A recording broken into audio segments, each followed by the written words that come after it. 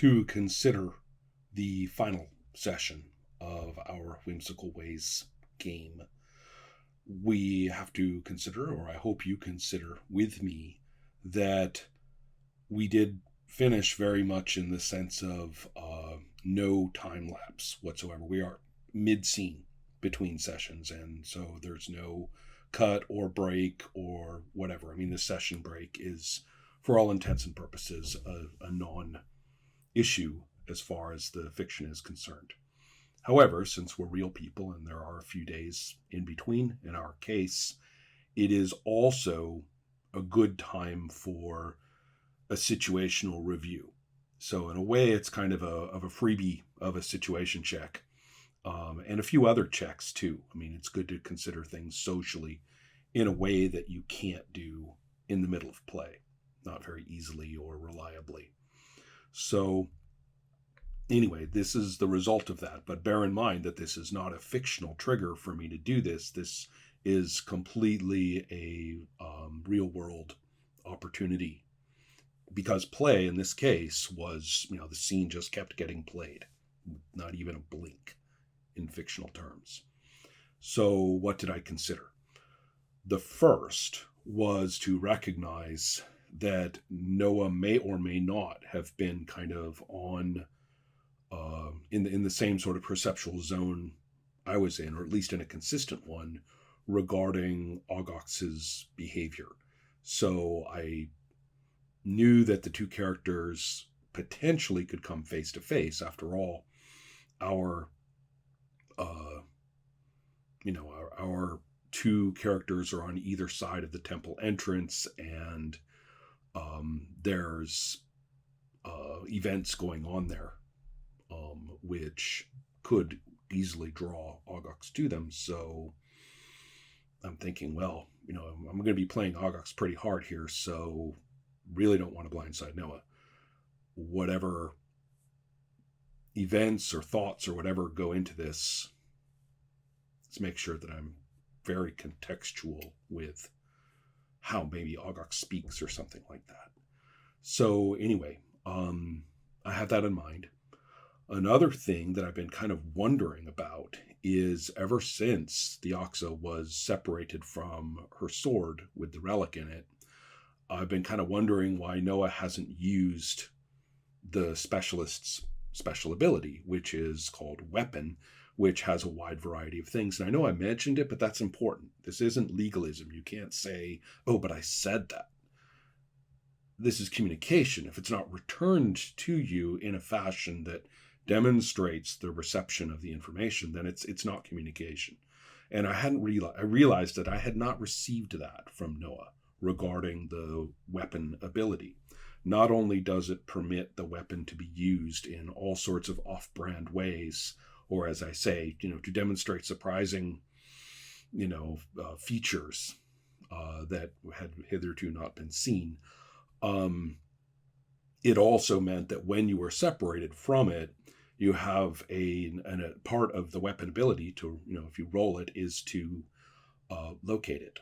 Now, whether you locate it by figuring out where it is, or having somebody out of the blue passing mention where it is, or simply because you sit down on something and go, hey, what is that under my butt? And you look down, oh, it's my weapon, right? So things like that, whatever the circumstances seem to call for, do what all fiction does, and that happens. So I didn't know. I realized that I had not received that kind of reciprocal return of information that let me know that no one knew that. And as it turned out, in play, he didn't. And so I don't know what the result of that was. Kind of like, when's Ron going to give me my weapon back? But it was definitely not ever going to happen that would be the case. The only way Theoxa was going to get that back was by Noah rolling the weapons roll, or otherwise doing something pretty extreme. So, okay, so I knew that I needed to check on that, and I hadn't had it confirmed yet. We didn't talk about it outside of play, but when we started. Another thing to check was the activities of our two sort of off-screen, mostly off-screen so far, NPCs who at this point have in fact secured the relic that they've ripped off and are making their escape. So the question then becomes, how is this played when neither of our player characters are very clued into them even doing this in the first place? So I took a look at the maps. Remember, I talked about their little escape route, and here's where I kind of nailed it down to review where I had said everything was, and saying, all right, well, they're just ahead of the action, so they have to get, up the stairs of the pyramid. They have to go across the top. They have to go down the pyramid. They have to get in their boat. They've got to go down the river. They've got to get to the waterfall. They've got to get out of that boat, probably just beach that boat, and then it's not a beach. It's you shore the boat. No, you hop out, and then they would take the rope ladder down, or the rope down next to the waterfall, and then they would get into their next boat. So there are steps that they have to traverse, and so I can treat those effectively as the time units of everything else that's going on. So we can be playing back at the pyramid and seeing what's going on, and then I can say to myself, okay, how many of those time units does that necessarily entail? That also allows relevant rolls as occurred to reduce the gap, or to say, all right, well, they can catch up a little before they make it to the next step if you make a relevant roll or something. So anyway, I have a little bit of an ongoing ahead of the action, where these other characters are differently from ours and how things are proceeding for them. Well, what next? We did play. More things about play before we talk about the precise events.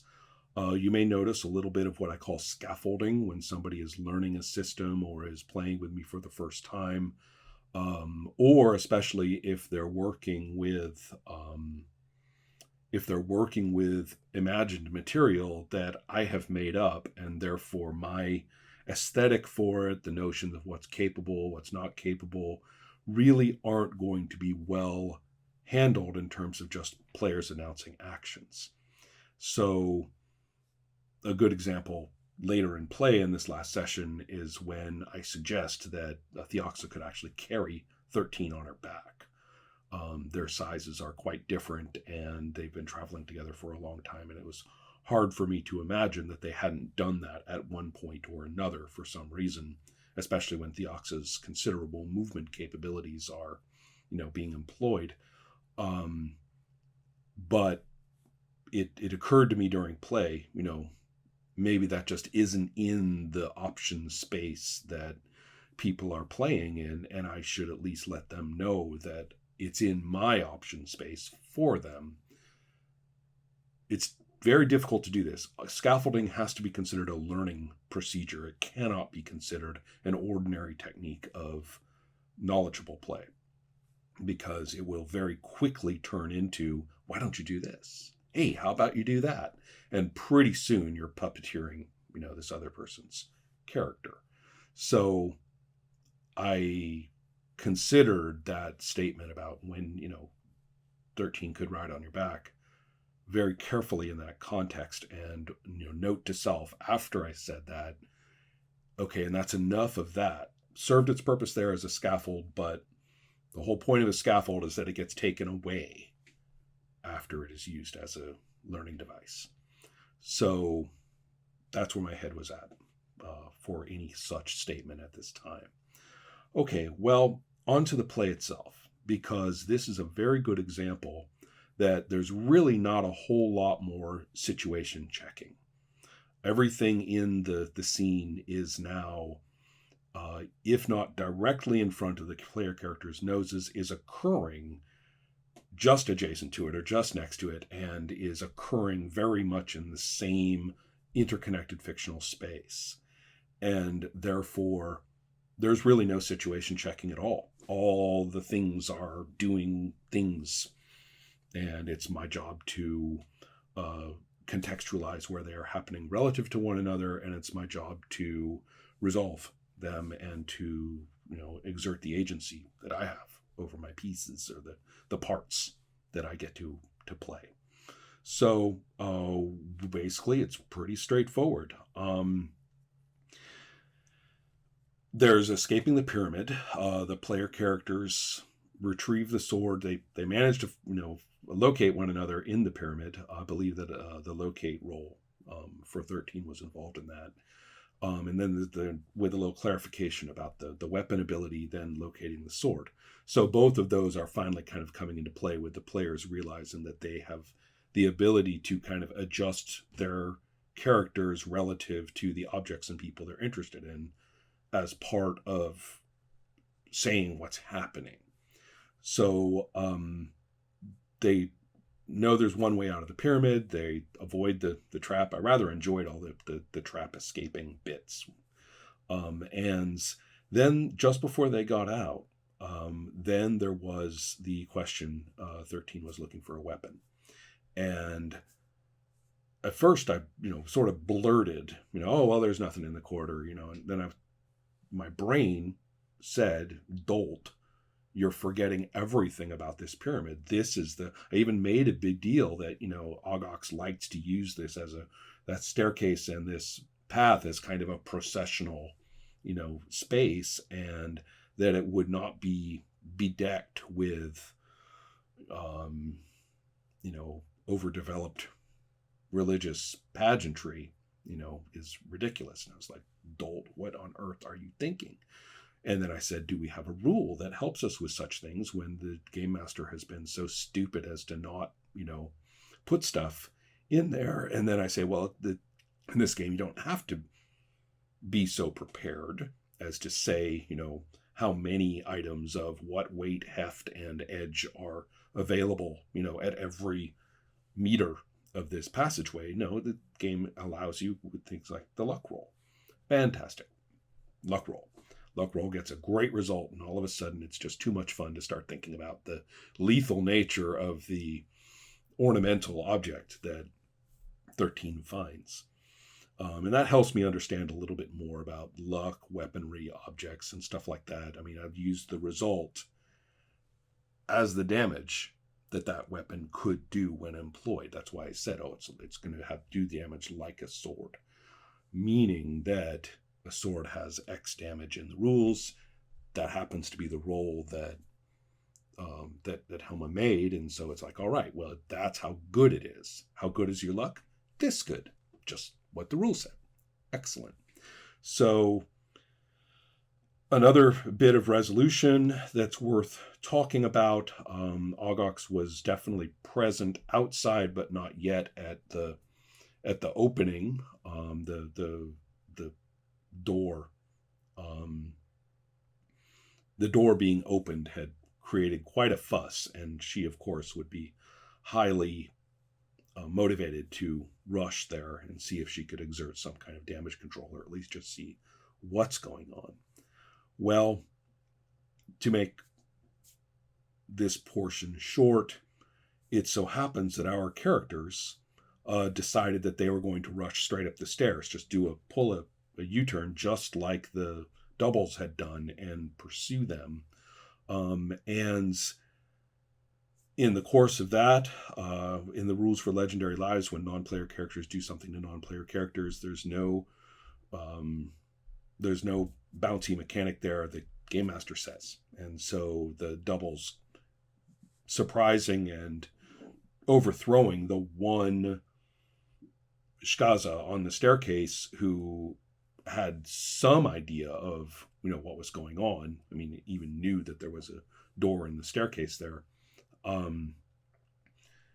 That they just pull a sort of a well-practiced teamwork on the guy and knock him down to the bottom of the stairs and race on up.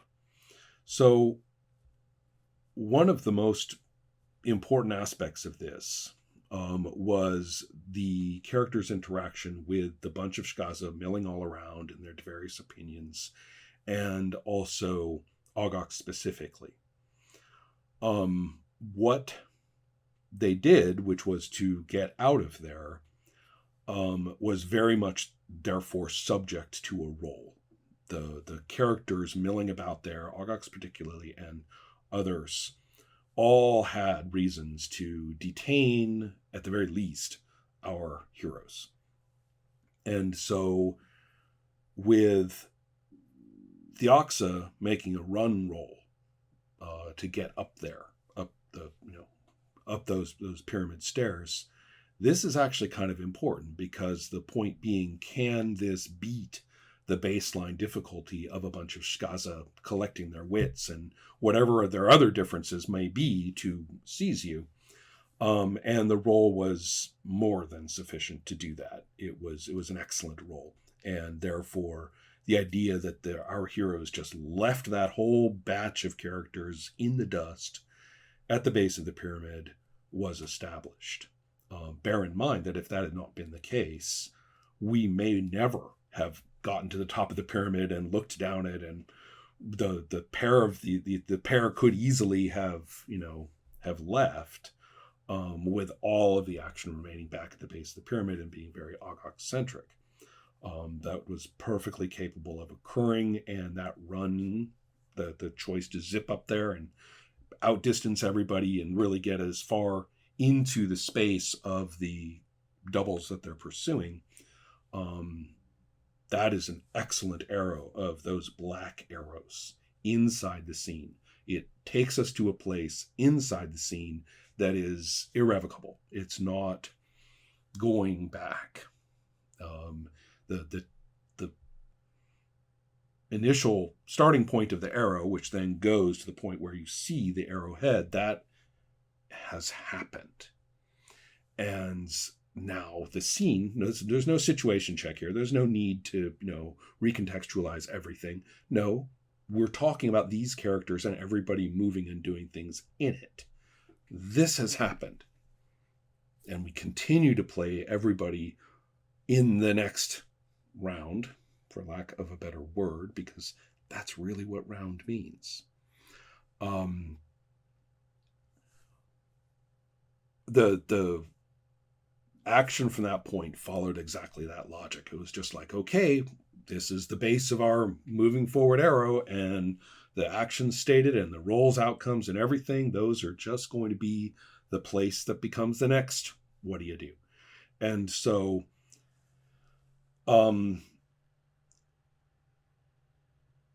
there are a couple of things that also had that quality.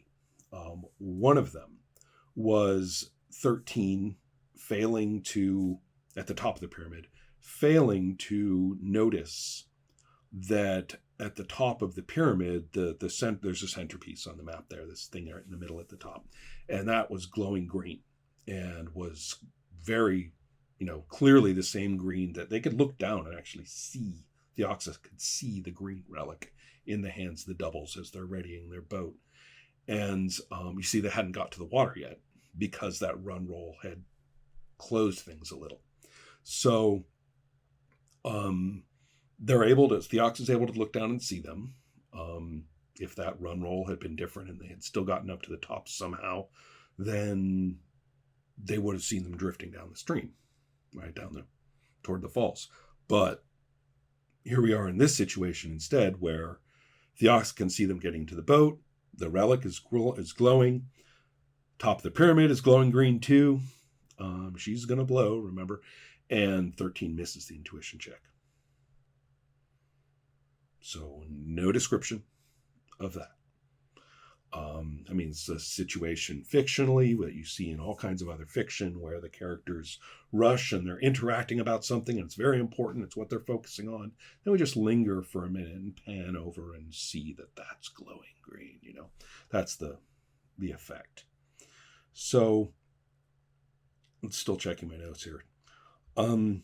This leads us to a couple of interesting other roles. Again, one of which is intuition.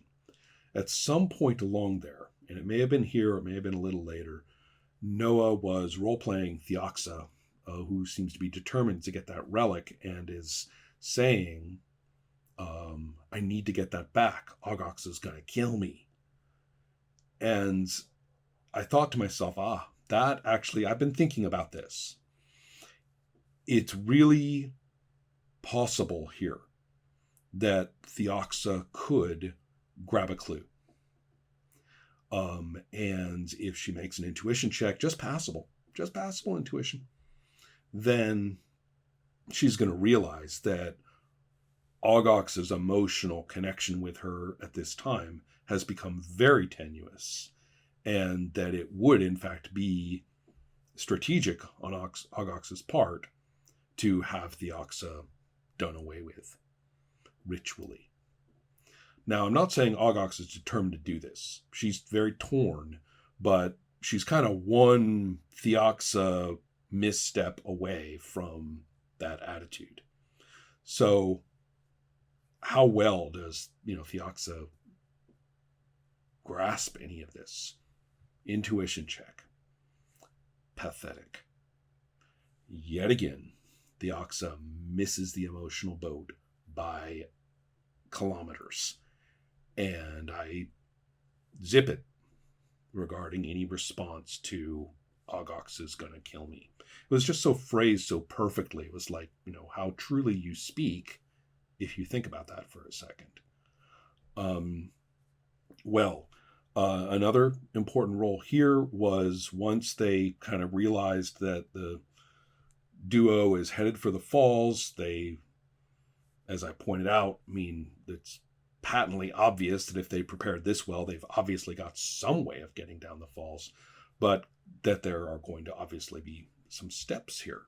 Well, our characters at the top of the pyramid, have a quick choice to make. What are they going to do? They could easily just bag it, say, you know what, you two stole the relic, and hey, what business is that of ours? Or they could say, well, we better go back down and repair our relationship with all these Shkaza here and try to convince them that we didn't break into your temple or intend to expose your secret temple, Ogox, or, have the slightly difficult task of trying to repair their relationship with this community or any of this. It's all there. I have no idea. Well, they choose to pursue, the aforementioned Ogox is going to kill me is part of that decision, I think, at some point along there. Maybe it was later in the chase. But what was the result of the chase roll? Passable. And passable in Legendary Lives is, as you have probably seen through the course of this game, I'm trying not to use it as, well, Game Master decides. In many ways, you could interpret it as, well, you kind of succeed, but if the Game Master wants to give you grief, they can, or if they don't want you to succeed, they can, do something to make this more tricky or difficult, sort of block you a little, without actually calling it a failure. And I don't really like any of those. My take is more that passable should mean a success that really isn't all that beneficial or satisfying. There's more to get out of this. So you can take it and it will be a success. I'm not going to treat it as a failure. It took me a little while to work my way through this. You can see me struggle with it occasionally during this run, during these sessions. But at this point, I said, okay, I've got it. They do actually, through this passable roll, straining, Thioxa's, Shkaza body to its utmost, which is considerable. They're great runners and jumpers. Basically all the running of a horse and all the jumping of a giant cat. So, they can really move. And with a passable, what is this? This is a conflict with the duo to catch up with them. That means that in the last leg, so they don't catch up with them at the falls or just after the falls or at the outermost Shkaza camping area, settlement area, if you want to call it that, but at the last stage, when they're at the outskirts, they're just about to leave the Shkaza sort of sphere of activity on the water, and there is that bridge that I had shown them. First picture I showed them, as you get into the sort of Shkaza section of these mountains, the area that the Shkaza think of as, okay, we're in our place now for the season or whatever. There's this bridge. So back we are at the bridge, the first location image that I had provided. And, a nice little book ending with nothing but the black arrows that brought us here. We could be anywhere else in all of this, depending. And certainly, there they are, skidding to a stop on the bridge, watching these two go basically just beneath them and past them. So they're like, so yeah, you caught up with them passively. So I'm getting a much better idea of what the ladder of results from Legendary Lives means for purposes of Whimsical Ways. Well, Noah and Helma grasp that passable interpretation instantly. I don't even have to say, you've got a choice. I do, but Noah's kind of like, you can see it on his face. He's like, and why are you saying this? Obviously. And so, let's see, there was also the little conversation, I think, at some point there, a little bit after with Rieka, but I think that comes after. Well, anyway, they come to the point where the pyramid is, they've ignored everything, the intuition roll, everything. So catch up as they might have with the duo of doubles, the relic equivalent clock is, has only been accelerating. Nobody's done anything about it. Nobody's noticed it. Nobody's put two and two together. And I'm thinking, okay, this is when the relic is going to activate and the pyramid's going to blow. And it does. The non-player characters, and I'm thinking very much in terms of sort of your, player character scamp type characters, squeal, and, whoever has it throws it out of the boat really quick. It's like, look, get rid of this damn thing. All this time stealing it, and now it's going to blow up. Forget it. So they get rid of it and continue their escape. And so this is kind of why we ended up in that spot with our characters not, for example, standing on top of the pyramid, which they might have been, but well away and able to look up the hill and see this happening. So the rest of play was largely a matter of, okay, how are you going to position yourselves relative to this? We've got kind of freedom of motion here. Rieka's presence. This is where I do check into situation. This is when I said, all right, given the pyramid blowing, that's me really saying, all right, those big black arrows of the situation of their own are, which have very much changed color based on what has and hasn't happened. Now this is where it just drops feet first into the scene and says, by the way, I was happening. You realize this, right? And checking into the other characters, one character who would have been well ahead of the game in terms of, do I want to stick around this place, is Rieka.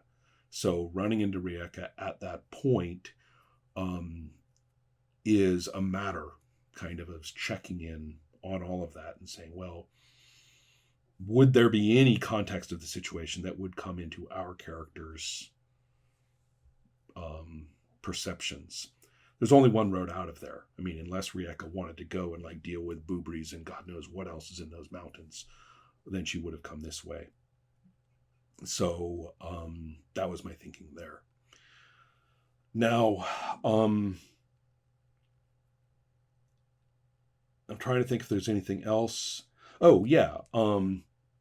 If Thiaxa had jumped into the boat, it was a considerable jump. I mean, there's no way that the boat would not have been swamped if she had succeeded. So either she would have missed and jumped into the river next to the boat or near it, or she would have, landed on it, swamped it, and then all three of them, would have been in the water. Don't forget that I had that Afank there. So there was a critter in the water that was never, disturbed. So I think that kind of covers, the black arrows, bearing in mind that I don't plan an encounter like, okay, then the Afank, you have to fight the Afank, to finish it off. That's going to be our final fight. And so no matter what, it's going to rear up out of the water and, it's there for the fight. right? That's not really what I'm doing.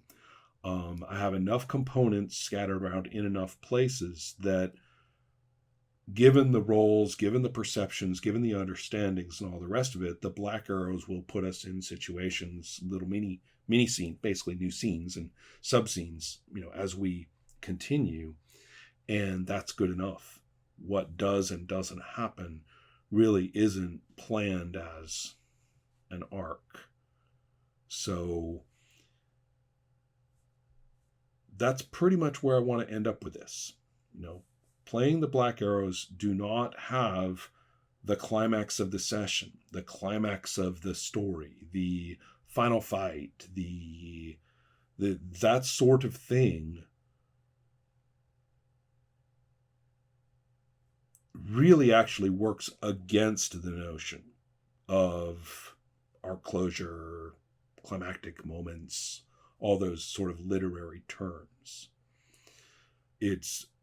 I really hesitate for the analogy, but think of it as, the classic stereotypical Hollywood film writer back in the 50s, putting out their artistic or literary or meaningful or messagey, or at the very least, individualized, different kind of script. And then, the studio mogul takes a look and goes, right, gets together with a girl at the end. What the hell are you thinking?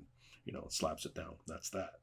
So having a final fight, final boss, do you or don't you, the whole business of now you have a choice, for me to have composed that ahead of time and saying, okay, Theox is going to be in this situation where she either has to, go after this or go after that, go after the relic in the bushes or go after the duo in the boat. And Theox is going to have to choose, right? That'll be great. I could have thought of something. Imagine me thinking of that, days before the session, or even imagine me thinking that as she's racing toward after them and me going, oh, that would be cool. Okay, so that happens.